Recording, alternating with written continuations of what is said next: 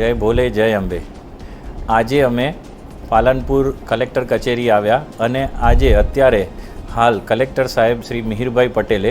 અમને યાત્રાનો શુભારંભ કરાવ્યો છે। અમે શારદાપીઠ કાશ્મીર યાત્રાએ જઈ રહ્યા છીએ। 15મી ઓગસ્ટે અમે જ્યારે શારદાપીઠ કાશ્મીરની અંદર જે મંદિર છે તો તે જગ્યા ઉપર અમે એક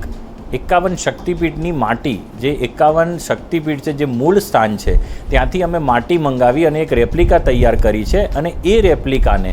અમે શારદાપીઠ કાશ્મીર ઉપર અમે સ્થાપિત કરવા જઈ રહ્યા છીએ અને અહીંયાથી યાત્રાનો શુભારંભ થયો છે અને અહીંયાથી યાત્રા અમે સ્ટાર્ટ કરી અને જગદંબાના આરાસુરી અંબાજીના નિજ મંદિરે અમે જઈ દર્શન કરી અને ત્યાંથી કાલ સવારથી